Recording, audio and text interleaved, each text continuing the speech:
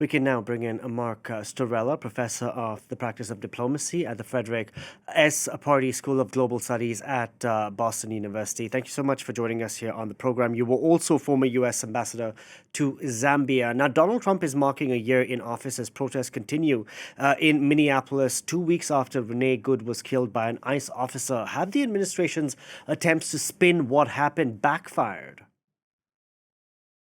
Delano, I think that this issue of immigration is absolutely central to what Donald Trump is, because he's trying to whip up as much grievance against foreigners and others and blame others, and using that as a means of centralizing power in his own hands, including, as your reporter just said, bringing the military into American cities.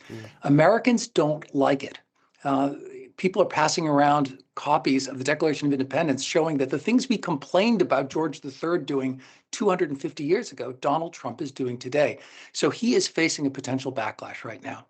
We see the backlash he's facing from the streets, but over the past year, it seems that Donald Trump's understanding on the needs of immigration in terms of certain sectors in the United States seems to have evolved, particularly when it comes to things like tech or agriculture. Does he realize he needs certain immigrants, and has that been translated well enough to his base? Has that the need for America to have certain types of immigrants? Donald Trump has very few ideas, but two of them are that he opposes immigration and he favors tariffs. When he opposed immigration and closed it down, many American businesses went to him and said, "We need talented workers. We need people to pick the lettuce."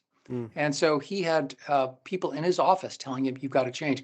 He is indeed pragmatic, and so he has made certain adjustments. But overall, the trend is not good.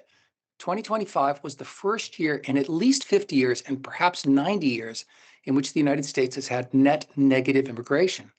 Immigrants, people who are talented, students, people who come to learn, people who want to work temporarily on our farms, are de-risking themselves from the United States by not coming to the United States. So he is actually hurting the United States economy through these actions, even though he's trying to adjust. Do you think America is losing its luster in terms of attracting talent, whether it's in education, to come to study there or work there? There is absolutely no doubt about it. I am sitting in an American university, the largest one in Massachusetts, and we have fewer foreign graduate students coming to study here. I know people here in Boston, center of technology of almost the world, and I know people who are losing their visas, who are feeling they can't risk staying in the United States and are choosing to work someplace else. It's happening clearly in terms of the statistics, but also anecdotally, we see it.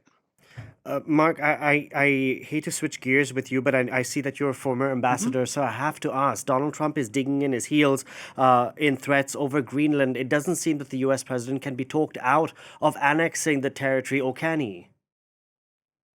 Well, he bases his policies on urges. He has said that he needs Greenland for psychological reasons. He's angry that he didn't get a Nobel Peace Prize. He will be constrained only by his own morality. So it seems like he is a bull in the global China shop. But in fact, NATO allies are saying, you know what, this is too much. And what's more, American members of Congress are in Denmark saying, you know, this is a great ally. They will give us anything we want in terms of security. We don't need to do this. And amazingly, the latest poll shows that 75% of Americans oppose taking Greenland at all, and 95% oppose doing it through military force. You cannot get 95% of Americans to agree that the world is round, but 95% are opposed to using military force against a NATO ally.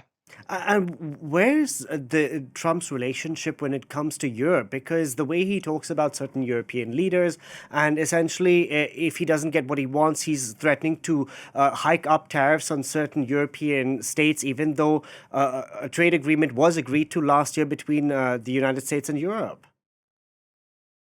You know, if you want to work in international relations, you must work on the basis of trust. Trust means that you will keep your word. He doesn't keep his word. He switches tariffs left and right, and our allies, frankly, are losing trust in the United States as a reliable ally.